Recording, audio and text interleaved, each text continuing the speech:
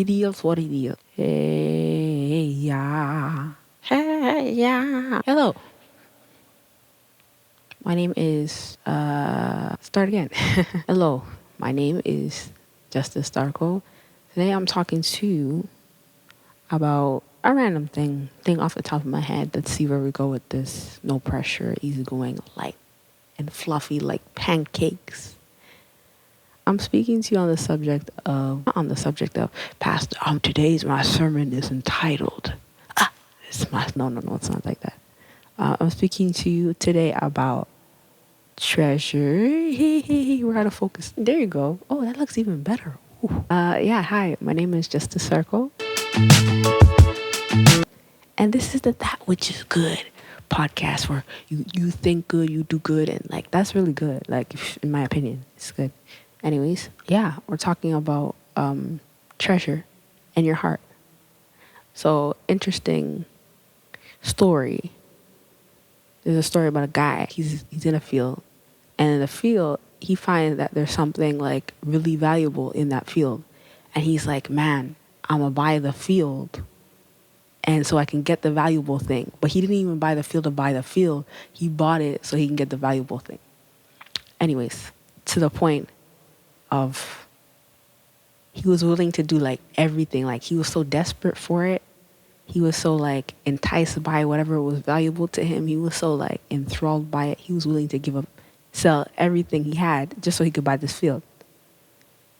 And it would be reminding me of how like the scriptures be like, where your treasure is, your heart is also. So like whatever you find valuable, like we'll be able to tell. Whatever you like want to pursue in life, we'll be able to tell. Whatever is really like speaking to you, we'll be able to tell. Unlike, I don't know if you're like me, but you'd be like, man, this thing is so important to me. Like I'll risk it all for this thing. I'll sell the building, I'll sell the house, I'll sell everything. You're just like, man, this is so important to me. Like I value this thing. It's a treasure to me. At the same time, though, you're not really willing to like put the work in or do the grind or do the I guess like earthly things, the fleshly things that translate that you love this thing. Like the action that shows like, they be like, love is an action word. And you hear that all the time. Love is an action word where it's like also like, well, if you say that you love something, you have to like show that. Like if you say that, oh, I love music, I want to be a musician. Okay, we have to show that somehow through an action. You say that you love art and you stay up all night sketching, but you never post. It's like, well, you gotta show that somehow. You say that like I want to be an architect, but you ain't never count and look at 9-1 building. Well, yeah, you're suspect. I don't trust it. It's not true. In the same way, like God be like checking our hearts. He be checking our hearts because we say one thing, right? And we be like, man, if only I can make $1 million. If only I can meet Jay-Z. For those people that took that option instead of the million. If only I could take a submarine to Cancun. I don't know what people be doing. But yeah, God be checking our hearts to see our desires, right? Like in the other one, I said like, he'll give us the desires of our heart. But in the same way, when he be checking, he's like, I don't see your treasure in there. You said audibly, you spoke out loud that you're like, man, I want $1 million. But he looked at your heart and he's like, it's not in there. It's not in there. And God only gives you the desires of your heart, not the desires of your mouth. He only makes good on what he promised, which is the desires of your heart. But he be checking. He's like, your treasure's not there. Your treasure's not there. Because if your treasure was there, you'd be actively pursuing this thing or entering into the ways of like trying to accomplish this achievement, making this thing happen.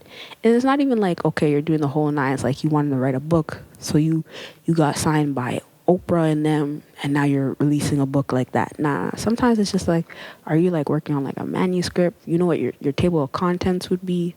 You even got jot notes of like what your intros and like your body paragraphs would look like. what's leading into the next thing. If it's like a fiction book, you even know what like who's the villain, who's the bad guy in the book. Or you got one of those complicated books where there ain't no bad guy. You got to figure out yourself. Everybody's just wandering. Anyways, but like all that to say, you don't even treasure your desire. Like you don't even treasure what you say you treasure. You don't even value what you say you value. Now I'm talking to you, me. Like I'm talking to you, but I'm talking to me. So you don't even treasure what you desire. So how is somebody else supposed to add value, supposed to attribute desire to something that you don't even desire?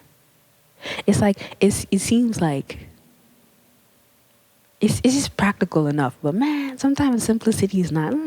It's not fun, because you know what that means. The implication of this thought that we're discovering today, that you need to put the work in and the effort in, and let it be shown that you value or you desire what you desire, instead of like speaking about it, let it be shown that you value this thing. Is that you gotta work like a lot. Like you gotta stay up some days and like go to sleep late on other days, and then like wake up early again on other days, and like not be passive and be optimistic, and like put your heart into it, really, for like God to bless it. And that's a lot of work. It's a lot of work. It's a lot of things to do. It's a lot of activity. It's a lot of movement, but it pays off. It pays off. Because if we think back to that story, whatever that man found was to him more valuable than everything he sold. Like, if you look at it from the one side where it's like, okay, he sold everything he had just so he can get this one thing, you'll be like, man, that's stupid. He's dumb. Why would you even do all that? Like, stay with your money and like, for one thing, and you're not even building a house on the field. What you doing with the field? You a farmer? You're not a farmer. Bro, calm down. Anyways. You'd be like, he's ridiculous. He's a lunatic. Why would you do that? But to the man, he knew that that thing that he found was so valuable, so much of a treasure. The rest of it was like easy to throw away. So now it's also like, do I really see the value in what I say I value? This is doing a lot. But also like we need to talk about this, because it sounds unreal. Like, for example, for me, I'm like, man, I love music. Yo, I love music. People, it's just hard out here. People won't give me a chance. Da da da da this, da da da da da. They don't see it. I don't see it. They don't see it. And one day they're gonna know. Stop all that. I realized that the more I discussed about what I said I loved, the less it became valuable. If it made sense, because like instead of me actually putting in the time and the effort and the commitment to attach myself via my heart, I was attaching myself via my mouth and making it a thing of repetition in speech instead of repetition in action that would get me somewhere. And yeah, only now, it's been long enough, but sometimes you need time. Only now am I realizing that some things got to change. We can't keep talking about what we say we love. We got to start practicing what we preach, so to speak.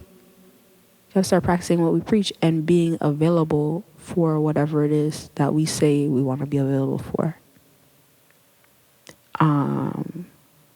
It'd be kind of bad to be a parent and then be like, I love my children so much. Telling everybody, man, you know, Junior, he looks just like me. He looks just like me. And he don't look nothing like you at all. But you be like, man, Junior looks just like me.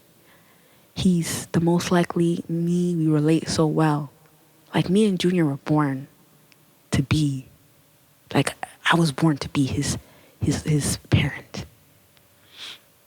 And then we talk to Junior. Junior's like, I don't know her. Like, listen, it's been two years. I ain't seen my mom in 2 years. I ain't seen my mom in 2 years. What does that look like on you? You as a person, professing that you love your children, And also the son that is claiming to be estranged. That's claiming to be estranged. It's a bad look for everybody. Really. It's a bad. It sounds like CSPA. What do you call that? CSA? CPA? Child Protective Services. There you go. CPS. That's what it sounds like. It sounds like police need to be involved.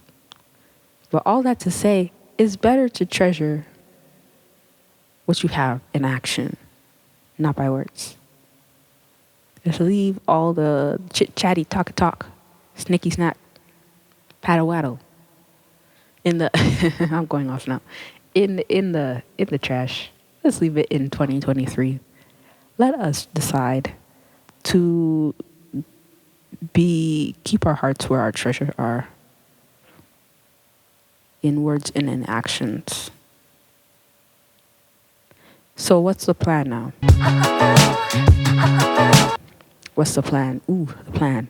We gotta take some risks. Like I talked about that working thing. Yeah, you gotta work and all this stuff.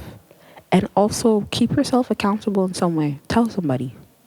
Tell somebody that, hey, listen, I've been slacking. I know I said to everybody around me that I want to become a baker, but my cookies are stale.